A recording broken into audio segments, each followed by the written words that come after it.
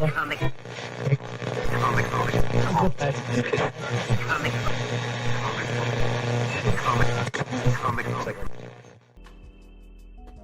right. Hey, hello everybody. How's it going? Welcome to Comic Book Radio. I'm your host, Peter Cimetti.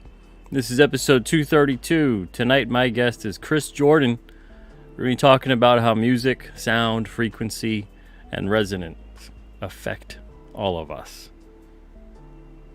This is a topic I'm really interested in. I've been interested in this kind of thing for a long time, so I'm really curious tonight as to what Chris has to say about it.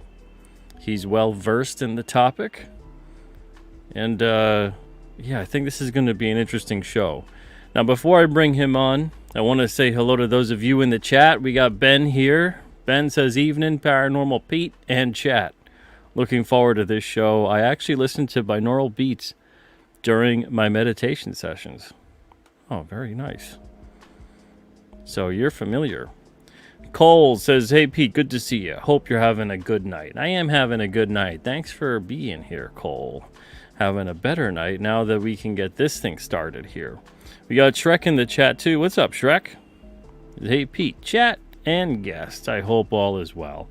Well, thank you for being here, Shrek. I appreciate you being here tonight.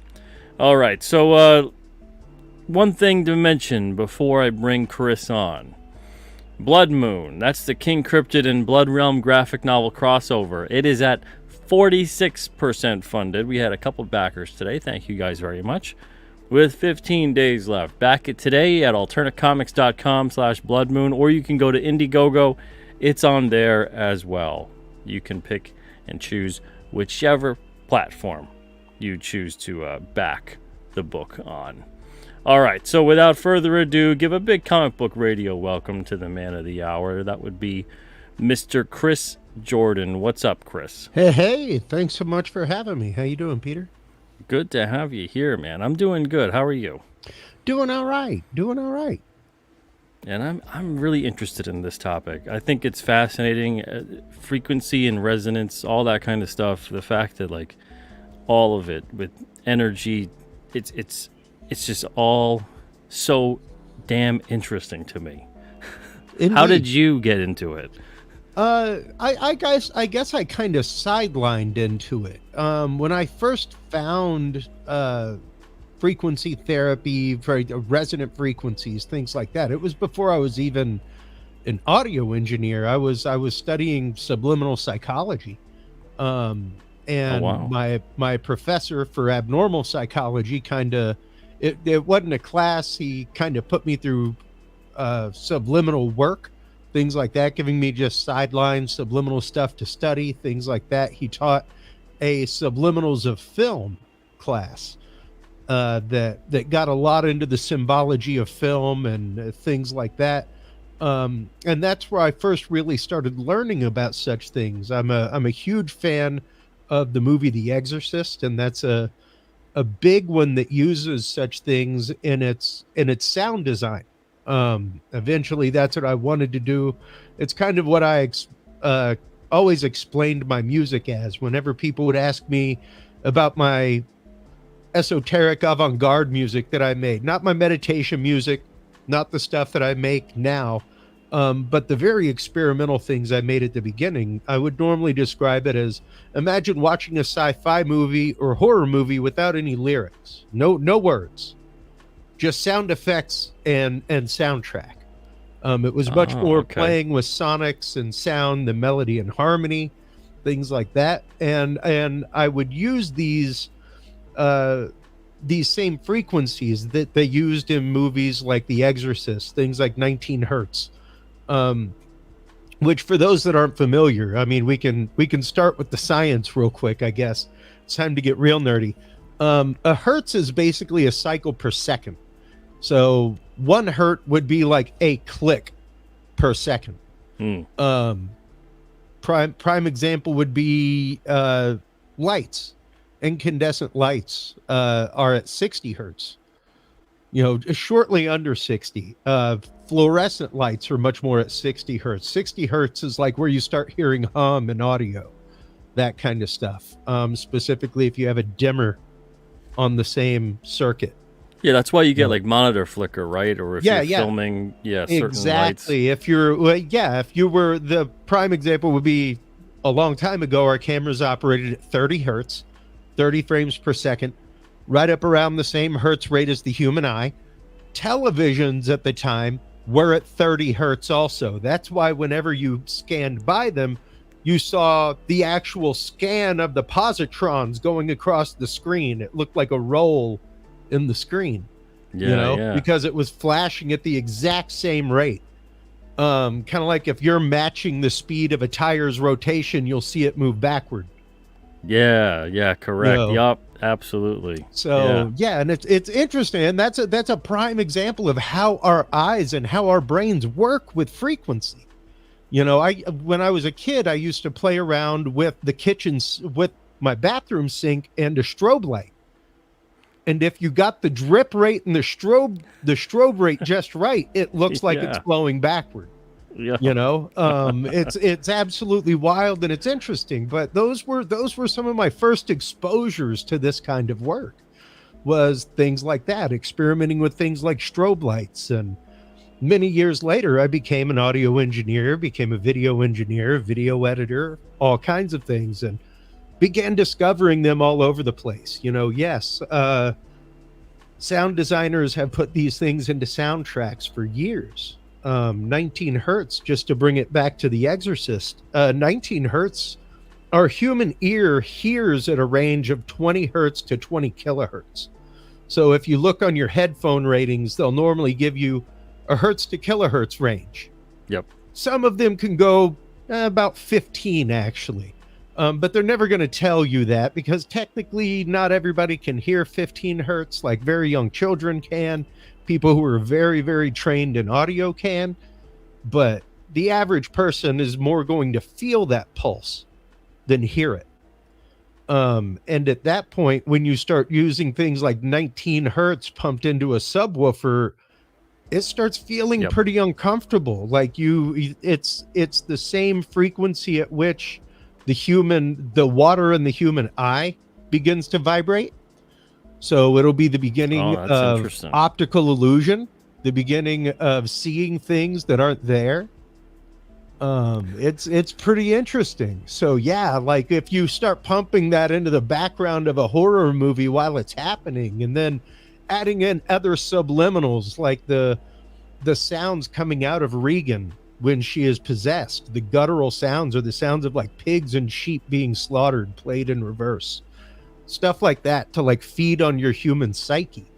So that is where I got introduced to a lot of this, was through subliminal sound in film, that kind of stuff, and it just fascinated me. And as I guess I kind of parted from college for a while, I found the work of Linsfeld, um, which which is almost more like sensory deprivation work. Where basically the only sensory field that you're giving your body is visual. And that's like a powder blue field of light. So you basically put on a pair of headphones like what you have on, mute the world, lay somewhere where you can barely feel anything, as soft as possible, then put these blue glasses on and just look at a light field where it just looks blue. And your brain will eventually start just hallucinating geometric patterns. It craves input and pattern, so it starts making it. And I got into that for a while. Then I found the work of the Monroe Institute, and Oh, they were the okay. ones who really introduced me into the world of binaural beats, and that is where I just really fell in love.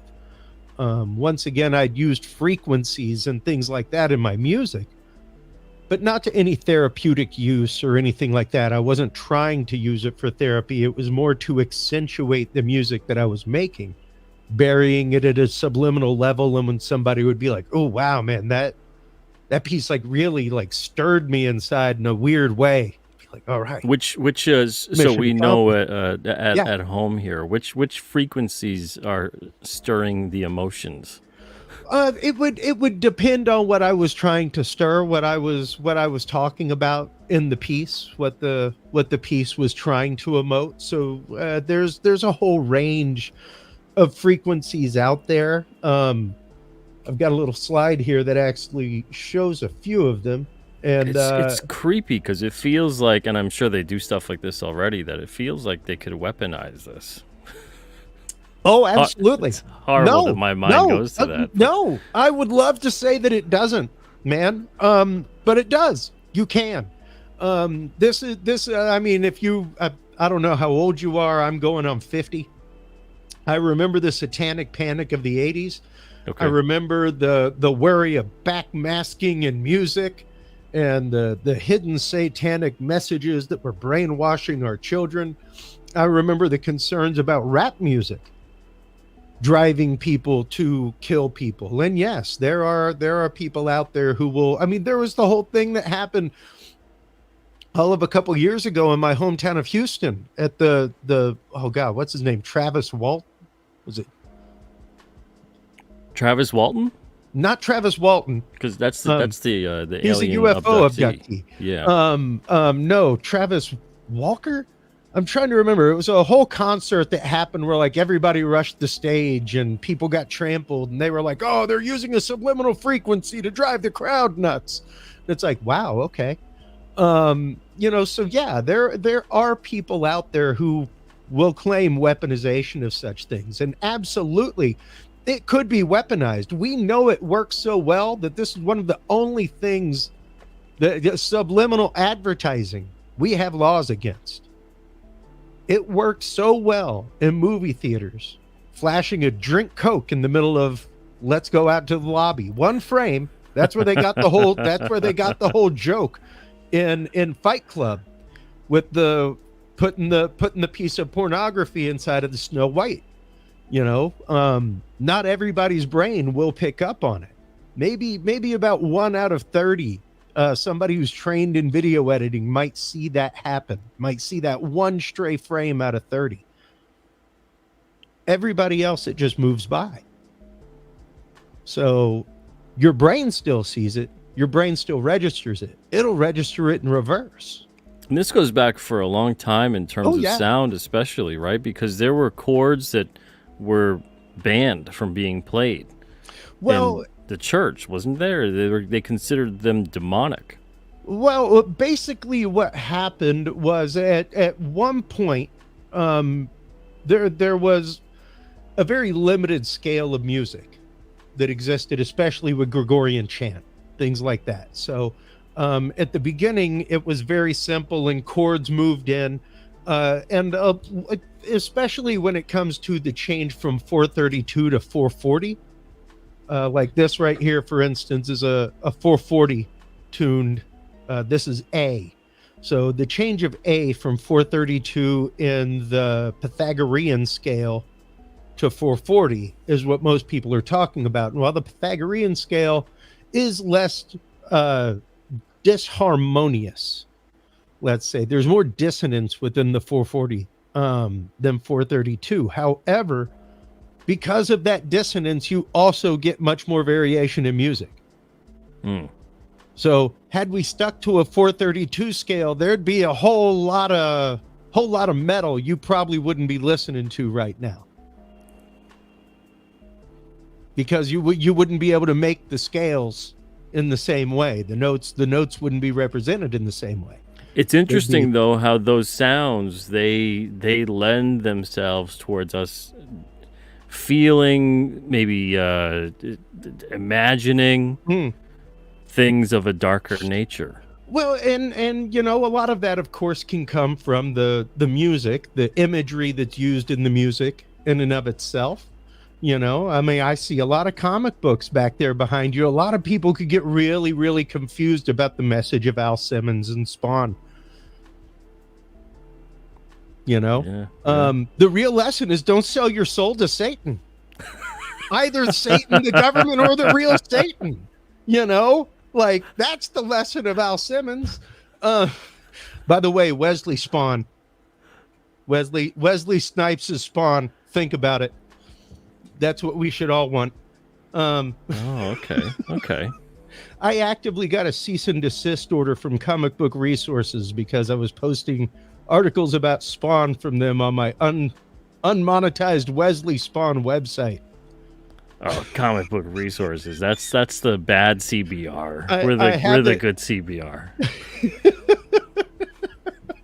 I've got various bones, personal bones to pick with. Somewhere Comic I book have resources. somewhere I have a framed cease and desist order from Comic Book Resources. That's just as classy as it gets. But in all sincerity, yeah, like it could be weaponized. It absolutely could. And that's one of the things that I talk about on my show regularly is targeted individuals, people who are targeted with basically the equivalent of weapons that cause things like Havana syndrome, where you're targeted by microwave weaponry or other electronic means. And it's something that our government has said for years, like doesn't exist till we get a bunch of people who've been specifically targeted by it that work in the government. Now suddenly, much like Area 51, they can no longer hide it. Like Area 51, our official knowledge came about because of a lawsuit. Yep. From a bunch of people that got sick from off-gas chemicals from burning, and the government finally had to say, yeah, okay, yeah, we've got a secret facility up there. Yes, it's called Area 51. So yeah, it's one of those, there are things out there, but even those that are targeted individuals, it's remarkable. There's that even binaural beats can help that, especially if used through things like bone conducting headphones, where it's actually using the resonance of your skull. Oh, wow. Which by resonating your skull will actively counteract the resonance that they're putting into your skull. Do we all have the same resonance with our skulls, or is everybody depends different? on the size. Depends on the size, and we all approximately have the same cranial volume, but the thickness of our skull varies. There are variances here and there, density of bone, things like that, but we would all basically resonate in approximately the same frequency range. There may be a variance of a hertz or two in there. I would say probably within the variance of a hertz, simply because the volume size of our cranium doesn't vary too much as full-grown human anyway. So you're saying that there's something to the old expression of when someone can't seem to just get something, that they're thick-headed. Yeah. Oh yeah. Most That's definitely. Interesting. And it's really easy for us to fall into this. Like you don't really think about the fact, Peter, that you go through 3/4 of your life autonomically.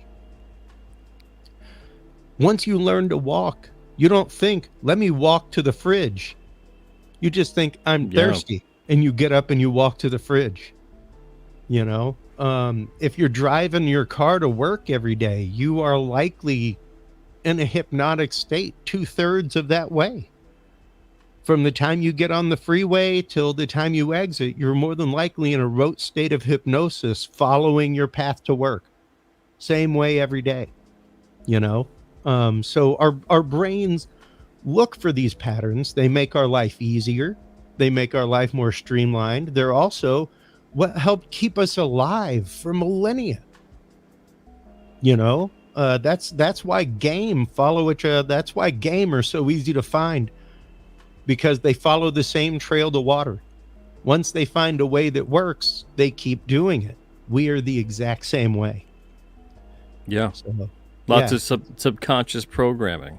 Well, and lots of just, sadly horrible programming too, because we have to remember, along with that programming to keep us alive comes a lot of negativity and fear. A whole lot. We're still afraid of the dark, So yeah, for millennia, once the fire went out, we were on the menu, So that fight or flight response, that amygdala response is huge. And to know that, frequency doesn't just have to do with sound. It has to do with thought. It has to do with all sorts of things. One of the studies I've been talking about a lot recently is from the National Institute of Health. Done, I want to say in the downturn of COVID. It was basically a study done on the affect of people's brain from negative news cycles. Oh boy. And They released that? it actively showed that people that are inundated with negative news cycle, their hippocampus, which is like the soft glove that surrounds the amygdala in your brain, um, it gets bruised. And the more you watch, the more bruised you get, and the harder it is for that to heal. Now, what that basically does is open the door to the panic response, the fight or flight, you know? So it's like negativity, negativity, negativity. Now let me tell you something to help with the negativity.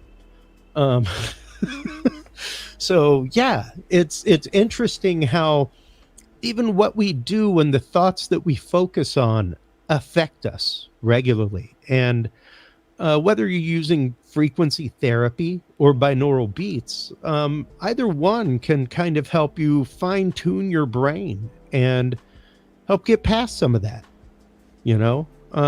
Speaking of which, we got a really good question here from Spicer. It says, what key megahertz would you suggest for focus or creativity? Focus or creativity, that is normally something like gamma waves. So alpha waves is also, let's see. Alpha waves are when you're relaxed, but gamma waves specifically are for focus, things like that. So yeah, you'd be looking up around 30 hertz, something like that. So that's the base part of where that starts, and from there you can octave up. Wow. And everything's got this vibrational frequency, right? Because everything is at its molecular level. Everything is vibrating. Right. Yeah. I mean, man, you wanna get hard ninth grade science on it. We aren't even solid matter. Yeah. Like we are 90% empty space. You know, get down to the nitty gritty of it, the quantum level. Well, it's the idea that the crystal I'm holding in my hand isn't solid. It's a repulsion of electrons that makes it feel solid. It's my electrons and its electrons crushing space together. But at the same token, you and I, despite our distance right now, are sharing an electron field, Peter. And that's actual science. And that's the interesting thing, is that science is getting closer and closer to this understanding. The woo of all of this is rapidly falling off the woo chart and headed into the world of science. Even the fact that quantum entanglement won the Nobel Peace Prize a year and a half ago for physics. Did it really? Yeah. Wow. Yeah, absolutely. That changes everything. The idea now, for those that don't know, maybe, what is quantum entanglement? Quantum entanglement is the concept that two particles, despite space, can influence each other. So it opens a door on a whole new world of physics. It opens the door on a whole new concept, especially when you start looking at things like remote viewing, that kind of stuff. That all started from a paper from Hal Puthoff, hypothesizing that perhaps when laboratory technicians went home and thought about their experiment, that they were adversely affecting their experiment. Kind of the whole quandary: did I burn my house down thinking that I leave my iron on? Did I think about it so much that the iron turned on and burned my house down? And that stems from something I've heard where like worrying is praying for what you don't want. Yeah, kind of.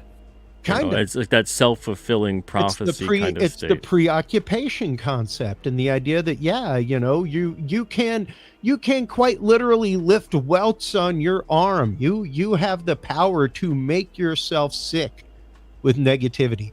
Absolutely, 110%. Like that is absolutely on the books. You can psychosomatically make yourself sick. Yeah. By pure belief of being sick. And on the same token, you stick 100 people of absolute pure faith in a room and ask them to pray for something, you'd be surprised some of the results that come out. There are some really interesting studies on that. Just the affect of mass mentality, the affect of mass prayer on things. So yeah, we are vibration. And when you start, man, when you really start esoterically tearing it down and getting into things like the Kabbalah, stuff like that, that's the root of it all, really. Whether you're talking Kundalini yoga, tree of life, what have you, the idea that because we were spoken into upon creation and breathed into, our breath and words and our vibration have power. It's where the whole idea of us being able to pray or cast a spell even comes from, is the fact that our words carry weight in the universe because they are a vibration. We can move mountains. It's pretty amazing. And when you start getting into frequency therapy, and now frequency therapy and binaural beats are somewhat similar, but a little bit different. Frequency therapy, I kind of akin that. The easiest way to put that is, like singing bowls, using a fixed frequency to focus on for meditation, things like that. Absolutely does great things for you. Will do great things for you. That is the equivalent I give to going to the spa and getting a massage. Great for you. Awesome. Helps you relax. Can't be better. Binaural beats, however, is kind of like frequency therapy at the gym. It's basically sending your brain to the gym and teaching your brain to create the frequency when needed. Now, regular exposure to a frequency through a singing bowl, something like that, will cue your brain faster. Sure. But binaural beats will eventually get your brain to a point where it readily makes the frequency when needed. And that's really what you want therapeutic-wise. And it's done through a principle called entrainment. Frequency therapy works in that principle as well. Entrainment is, if you've ever watched Mythbusters, they did a great episode on it with pendulums. The famous pendulum experiment where you swing two pendulums the opposite direction, and eventually they sync up. Yeah. Just by being near each other. If you and I, Peter, started walking down the hall despite our height difference, if there is one, we would eventually land on the same foot at the same time, follow that path for a little while, and fall out. Your brain will do the same thing with the singing bowl. Now, using binaural beats, what you're doing is feeding your brain two offset frequencies. So if that frequency range that you wanted was, let's say, 432, you could buy a singing bowl for 432, play it, your brain will still hear it, click into it. But if you're feeding it binaural beats, then you're feeding it one frequency and an offset frequency. So two different frequencies in each ear whose sum, or difference rather, is 431. So you're hearing what equates to a wobble of woo, woo, woo, woo, woo, woo between the two ears. And eventually your brain goes, oh, this would be so much better if this just met right in the middle. And it starts producing the frequency on its own. So that's why I akin it to going to the gym. It's basically teaching your brain to make the frequency that it needs instead of just responding to the frequency when heard.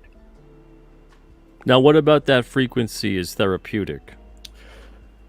It would depend on, once again, different things that you need, there's a whole list of frequency ranges there. You can see things like delta waves, 1 hertz to 4 hertz, great for deep stages of sleep, stuff like that.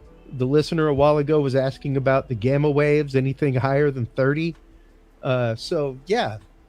Really depends on the treatment that you're trying to do, really depends on what you are trying to do for the person or for yourself as to which frequencies you would use. So, yeah. And wow. With that, even you can take it one step further, because all of that does correspond to a light spectrum as well, which is where we start getting things like chakras and stuff like that, you know. So even exposing yourself to the same light frequency as the tone that you're playing can intensify that and help things like that. So it's pretty nifty. And it's really interesting to see that these things are in the world around us. It's nothing new for it's something new for us, but nothing new for the world. Yeah, yeah. Um, Well, you were mentioning before about, how we can move mountains. Now, I know you're yeah, talking figuratively somewhat, but that's a theory in terms of how a lot of these heavy types of stones were being moved is through the yeah, power of resonance and frequency. absolutely. And especially once you find the resonant frequency of something, the prime example is always just a proper opera singer can hit the resonant frequency of a wine glass and shatter it. Um, it's pretty incredible to know what the power of frequency is. And yes, frequencies can heal, frequencies can hurt. And I'm pretty convinced that our ancestors knew about all of this. Whenever you visit places, like I've been to the Temple of Delphi in Greece and been to the Theater of Apollo, and it's or rather to the Temple of Apollo in Greece, which has an amphitheater, and to see my history professor stand down in the middle of a theater with a wooden match while I stood at the top and see him strike that match and hear it like it's directly in front of me is pretty incredible. Like, as an audio engineer, that's incredible. It was unassisted. There was no microphone. There were no speakers. It was merely the cut of the hill and the way that the stairs were made. Absolutely awesome. And even whenever you start looking at places like Stonehenge, things like that have certain stones within the circle that are almost like a whisper dish, where one person standing at one stone can hear another person talking at another stone. So if you were in ceremony, you would be able to talk with each other across the stones, representing a magical form of communication. So yeah, it's pretty fascinating to see what our ancient brethren knew about these things. Many of their spaces were prime example, the king's tomb in Egypt in the Great Pyramid is tuned to 19 hertz. So just the Yeah. dimensions of the room, the first standing wave in the room is 19 hertz. So that is the first resonant frequency there. Isn't there a room? I don't know if it's in the pyramids or not. I might be misremembering, but I could swear there's like a cave or a room or something that was created, and it almost like nullifies sound. You ever hear of that? I Uh, know the chamber at Malta that might be what I'm thinking of. resonates. It everything except for the sounds of chanting. It once you start chanting and things like that, it resonates at a certain frequency, which, if I'm not mistaken, is 19 hertz as well. So yeah, like frequencies were frequently used at locations like that for initiation, all kinds of things. One of the albums that I've been working on for a while, just because it's taken so long to trace out the petroglyphs. But it's been interesting because I've been working on this concept album for a while called Within the Rocks. And the idea is that all these tribal patterns that you see on petroglyphs are actively drawn by synesthetics, people who see sound. So Oh wow, okay. that's the hypothesis that I've been operating under, is that these people are literally drawing a representation of what they are hearing in the world around them. And there was a pretty fascinating study that just came out not too long ago, specifically about a panel in Peru of uh, of petroglyphs that the pattern that they noticed, one of them that I've noticed along the way, is the square shape patterns. And just as an audio engineer and someone who plays with electronics, like I've got an oscilloscope. I know what square waves look like, and they've always looked like square waves to me, and ended up what they were was rhythmic notation. So the square wave patterns that are on there with a pattern of 2 and 3 and 2 and 1 and 2 and 3 and 2, that is the actual pattern of drumming to be used at that location. So Wow. pretty fascinating. But once again, here is somebody who 4,000 or 5,000 years ago considered this site sacred and was like, hey, you want to have your sacred experience here? Here's the drumming pattern. That's interesting. Pretty fascinating that like they've and yeah. Once again, I need to get the album finished rapidly. Wow. Now, you're the perfect person for me to talk to about this. What's that? Okay, so we have music in digital form like crazy nowadays, but I still love to put on vinyl records. Yeah. They hit me differently. They get me Absolutely. in a different state of creativity differently. Yeah. They get me just in a different mood. Totally.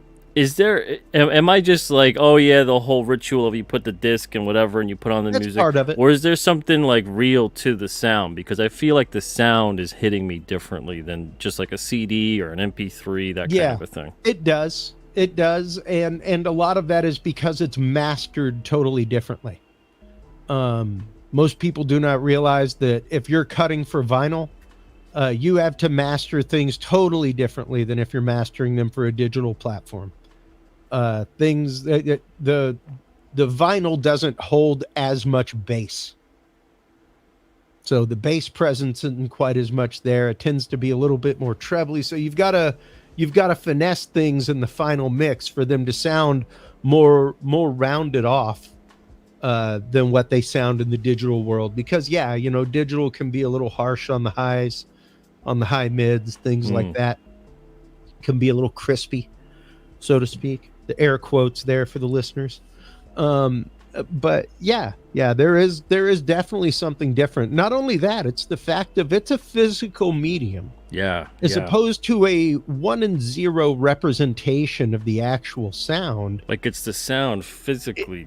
If you use microscopy and zoom in, like it looks like the waveform pattern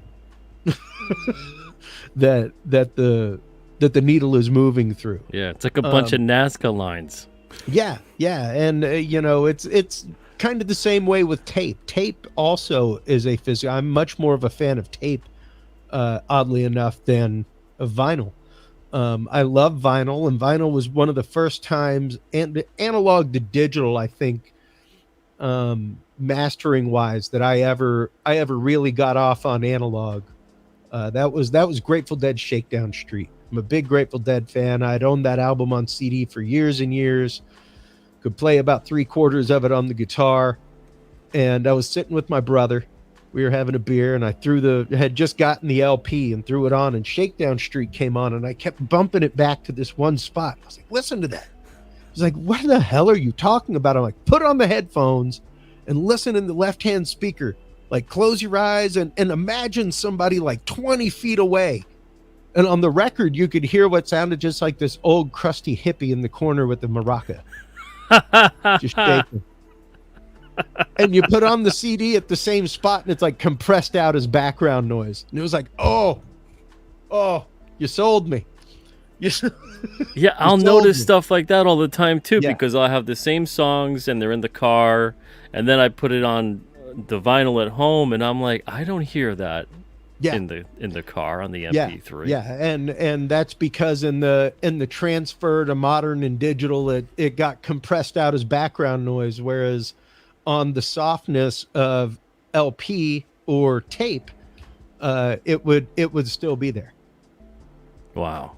So I've always loved tape because it is a true form of magic. Like, you are magnetizing pieces of rust on celluloid as it happens. You know, it's special all its own. Without magnets, Yeah, it just yeah. doesn't exist. You know, so yeah. But And that's interesting too, because magnetism with frequency and sound, that yeah. is, there's some really interesting stuff when those two get together. Oh, absolutely. Once you start playing around, I mean, even just the idea that a microphone is a speaker and a speaker is a microphone, that'll bake your noodle all day long to begin with. Like the fact that you could take a microphone, plug it into a speaker outlet, and put it up to your ear and listen. Um, Pretty cool.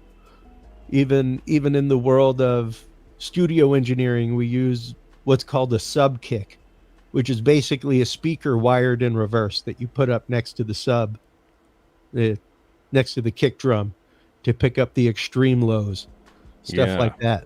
But it's literally just a speaker on a yoke wired in reverse. amazing. Great, great. Wow. Yeah, Now, yeah. you do some stuff here where you're recording, or like explain to me the whole thing with sounds of the solar system. Many Like, many years ago, we sent tons of probes out, tons of probes. So what I've used in that, and I'm busy remastering that one right now. That was one of my original music therapy albums called Ecliptic.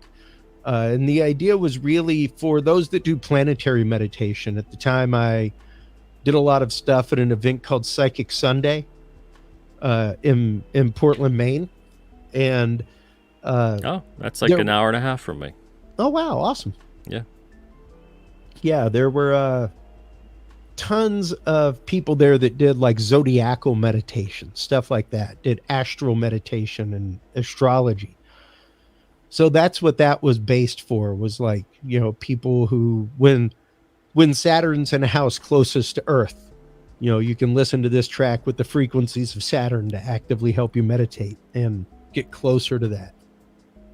So that was one of the first ones that I ever made with the idea of, I guess, therapy or meditation in mind, where that's what the frequencies in the background were for, not to accentuate the creepiness of a piece or make you think in a different or odd way, but to actively calm you down and help you relax. And to the person who was saying earlier that they used binaural beats for meditation, that's quite literally what my album music for meditation and cosmic journeys is for out of body meditation, meditation prior to remote viewing, things like that. I've got an album that I wrote for people like myself that are ADHD and for children. My son actively listens to that every night as he goes to sleep.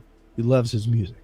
So Wow. yeah, it's and then here in the last year or so, I have started making custom binaural beat tracks for people, but specifically custom binaural beat tracks for targeted individuals. I wrote my first album dealing with this,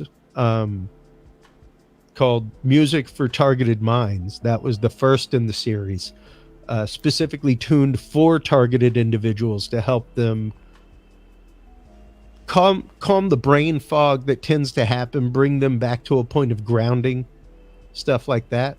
The latest album that I've done is Experiencer. So Experiencer is specifically for people who have had close encounter contact of the third and fourth kind, where they have either been in Oh, presence wow. of craft or have been taken aboard craft, to help them reground to Schumann resonance, help them release some of their PTSD, fear, things like that. So I'm working on one right now for experiencers of hard paranormal experience, hauntings, that kind of stuff. So Now, you know what? Let me get to the question first in the chat before sure I ask thing. mine. Metatron says, does Chris have a favorite synthesizer? It's hard for me not to say my Moog, Yeah, but those are. quite honestly, this Akai 61 key that came out a couple years ago is a beast. It's awesome. It has an Akai MPC built into it. It's it's awesome. I think Nice. I've got a 1 terabyte hard drive in that thing. Wow. Yeah. Yeah. Like it's got a spot in the back where you can just like plug your own hard drive in. So I just went crazy and threw a terabyte in there. I can record for days. So That's fantastic. great piece of machinery. All right. So my questions were, because you had mentioned about these frequencies and the music being played for sleep too. Mm. For those that maybe have kids that struggle with having nightmares, or maybe they struggle with having nightmares, is there like a frequency that's good for that in terms of it maybe can help with those things? I would say theta range. 4 to 8 hertz. Schumann resonance, Mm, 7.8 okay. is one of the best ones. And really, what you're talking about with that is actively the range of a cat purr that you feel, not that you No hear. way. Wow. So yeah, that low rumble in their chest. Here's a That's prime example of interesting. that. What you'll hear here is closer to 16, which is more of an octave.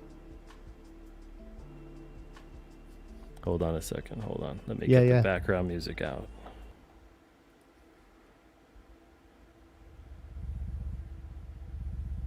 Oh yeah, yeah. It's like that Mm-hmm. low murmur rumble. Yeah. So yeah, that's 8 hertz. That, or 7.8. That is actual Schumann resonance. That is the heartbeat of the Earth. So that is actually the same pulse rate that is coming through your feet all the time. No way. Wow. So Like I that is said, I'm fascinated by all of this, and it you're just is making me even more interested. it is one of the best, most healing ranges you can get. It is something that will calm the mind rapidly, rapidly. It's one of my most recommended frequencies to people. Period. Like if you want to just put something on as you go to sleep, put on some white noise with that.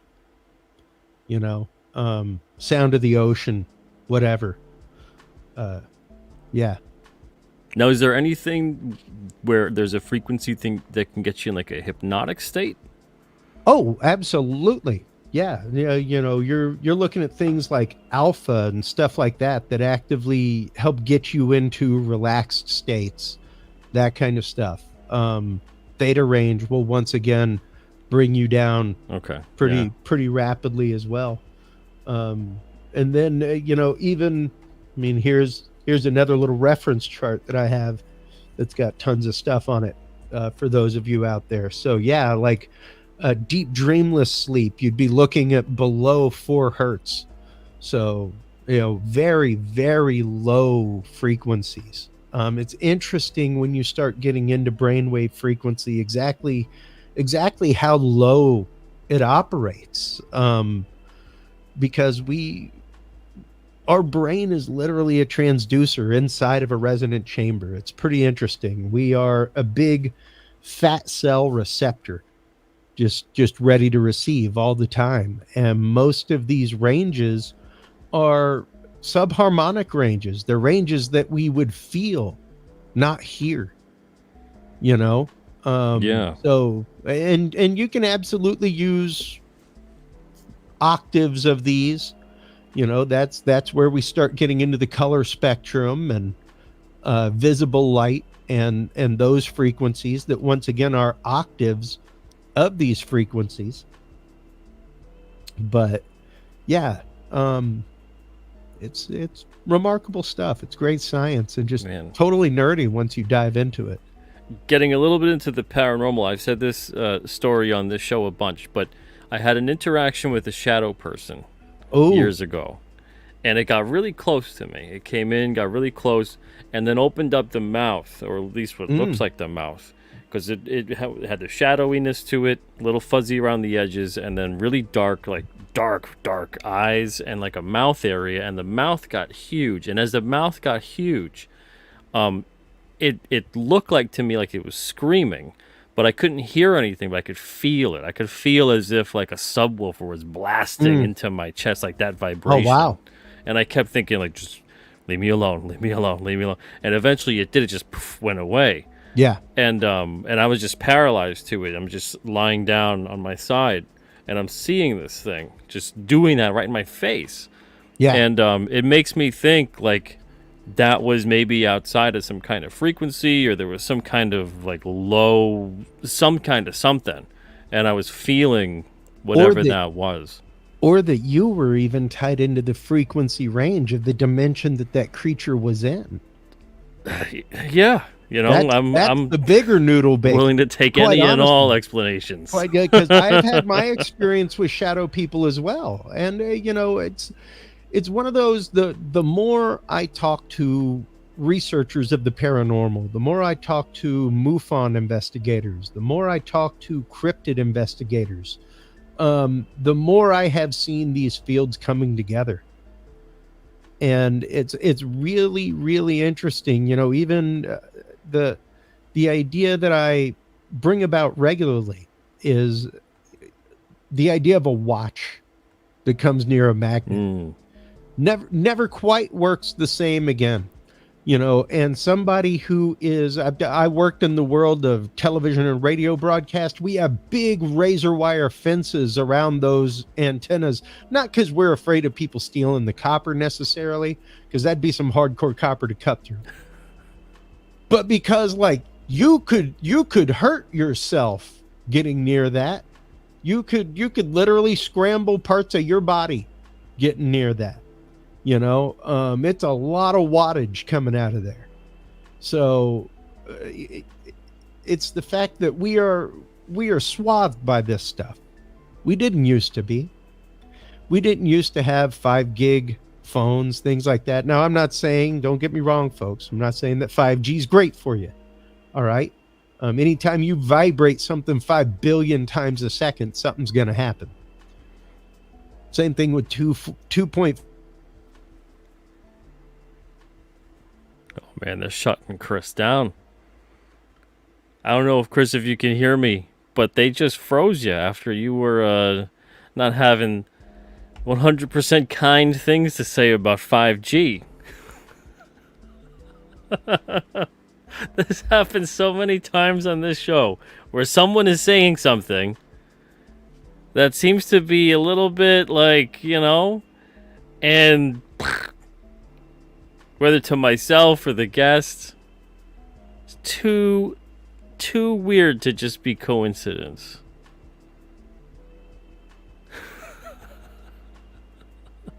What the heck?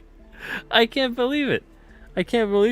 It completely froze him and it kicked him out. It just kicked him out. Well, hopefully he can come back in.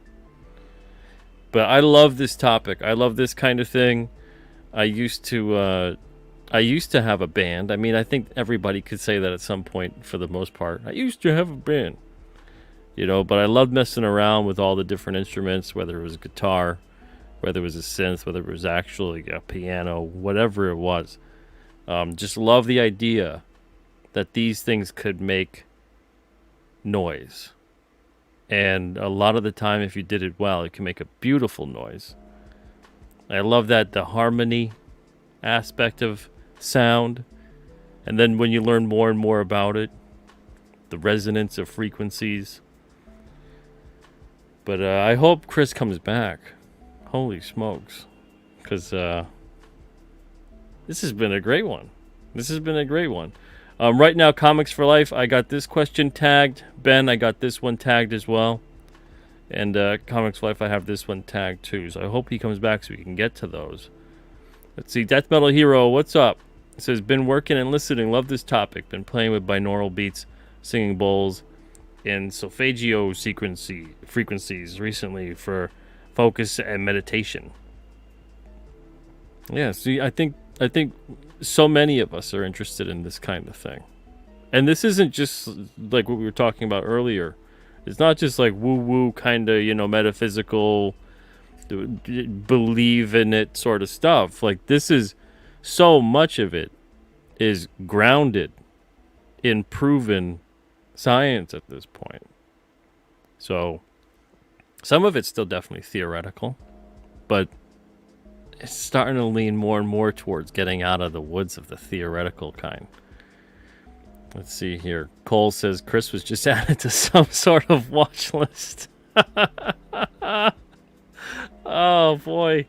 Oh boy. Bring him back. Bring him back. Hopefully he can get back in here. I'm going to check my email to see if he shot me an email here. Let's see. Man, oh man. Because he was telling me earlier that he'd been having some issues with StreamYard.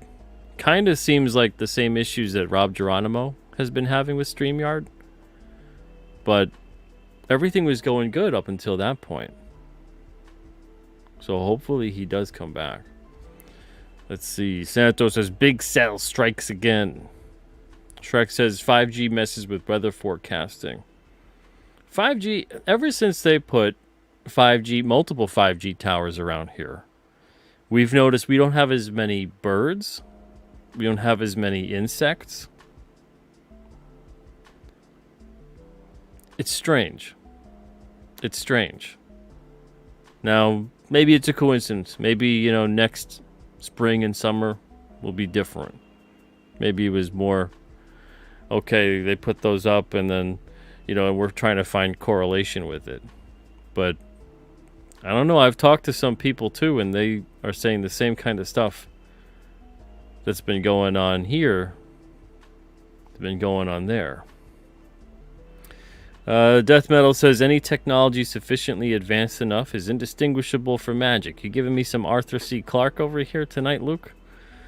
Says we are now rediscovering the magic our ancestors knew. Metatron says they might be able to hear or feel it. Yeah, it's odd. It's odd. That's all I'm gonna say. Have you guys noticed anything like that? Especially among like pollinating insects, bees, things like that. And then smaller birds especially. Like little starlings, sparrows, that kind of a thing. Oh man. Chris, I hope you can come back.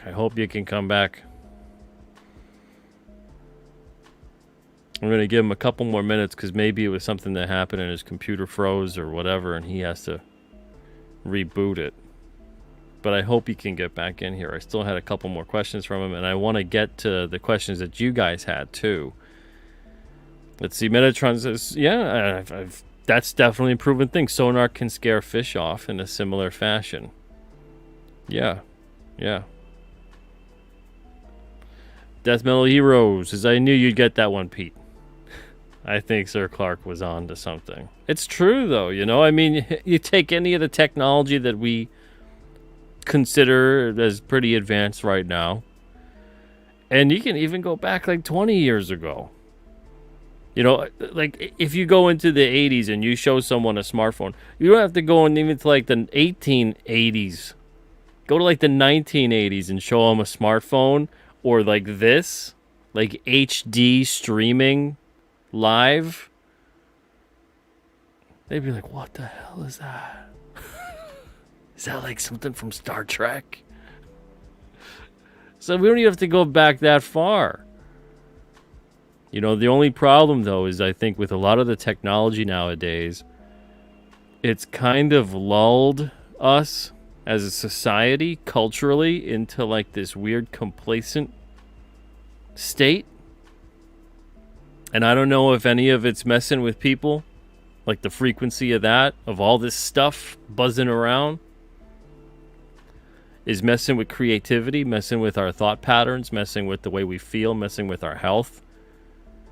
But it feels anyway, at least from my estimation, it feels like in so many ways culturally, we've been frozen for like 25 years. Like, if you go back to 1965 to 1970, 5 years, it's very different. 70 to 75, very different. Every 5 years, it felt like there was a sea change and new developments and innovations, and a culture was different. You know, if you say the year 1970 or you say the year 1980, you can picture what the people looked like. You can picture what music was like, the movies, stories, books, etc. Very different.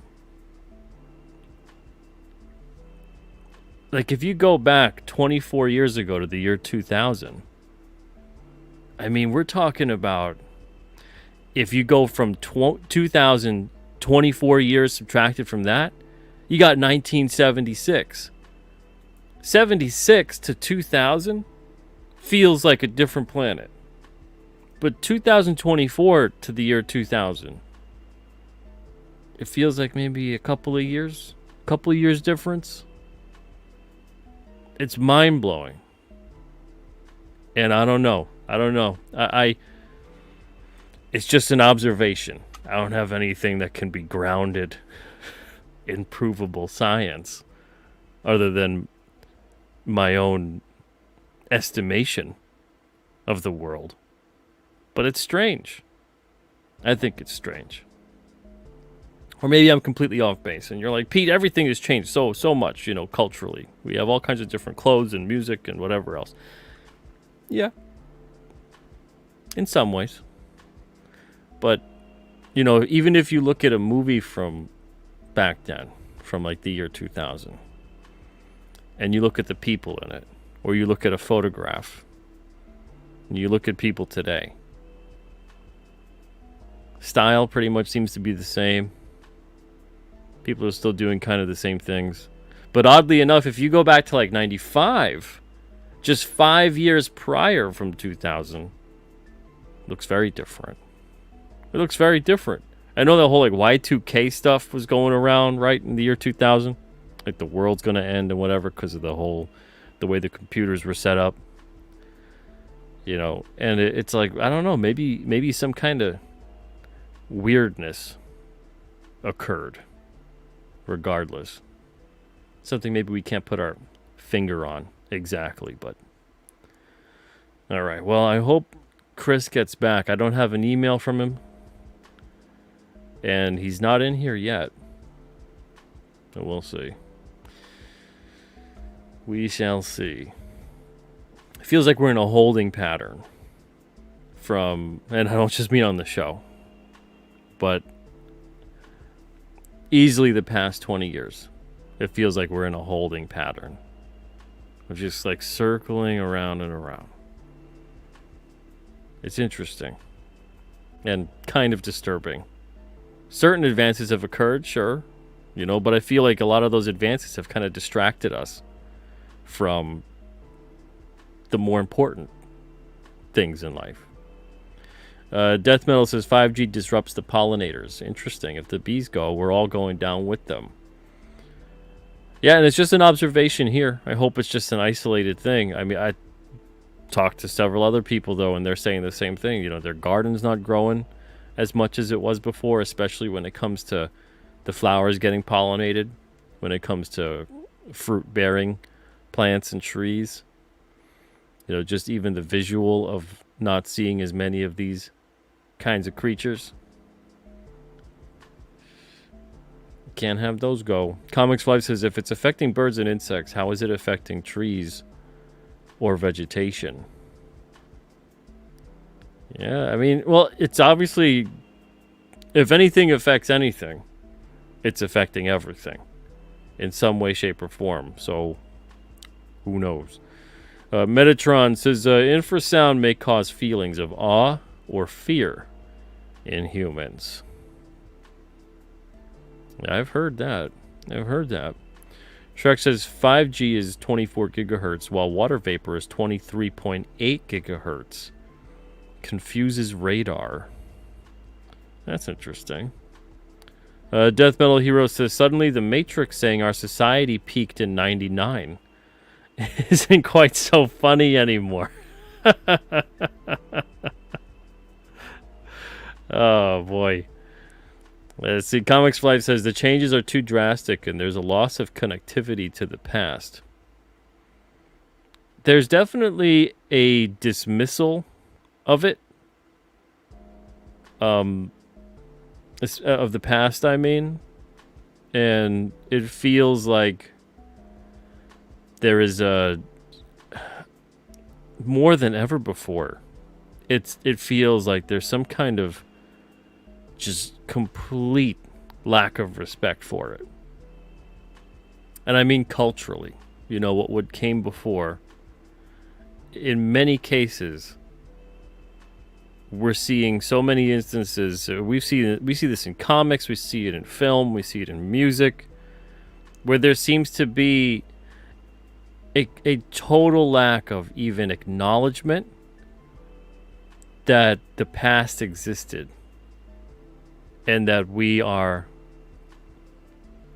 to use a phrase that people use a lot, we're on the shoulders of giants, and it's strange. I don't know if there's some kind of, if you're into all this kind of stuff with civilizations and all the different stories they have and the extinction level events, they always follow massive levels of arrogance. Massive levels of arrogance that have no respect for what came before. They don't even want to acknowledge it. They don't want to understand it. They don't want to believe that, yes, we are continually building upon what came before us, and we should understand that. Doesn't mean you got to even revere it. Because once you revere it and you make that kind of thing sacred, I feel like you're not, and some people might think you're respecting it, but I feel like you're not respecting it at that point because you are keeping it in such a state of frozen state where you go, okay, well, they did everything they could possibly do. We'll leave that alone. And those things fade away in time. But if you respect it and you go, oh, look at what they did. We're inspired by that. And then you can build off of that with the knowledge that came before. But when there's like this blind dismissal of it, when there's like a complete lack of even wanting to say that, yes, these people accomplished this, these people did this, these people created that, it never leads anywhere good. And we've seen that happen a lot through history. So I don't know. Metatron says timeline change. I'm of the Berenstein Bears branch of the past. I think I am too, man, because I swear it was in E. I swear it was in E when I was a kid. I can see it in my head. Also of the Fruit of the Loom era with the cornucopia. If someone was like, which one is the correct logo, I would have been like the one with the cornucopia. And that never even was a thing. Like, what? Or if someone even just said, okay, describe the Fruit of the Loom, I'd be like, okay, it's a bunch of fruit and there's like they're in a cornucopia. And no, never was there. It's crazy. Let's see. So I think we might have lost Chris. It's such a shame. This was a great episode tonight. This was a great conversation.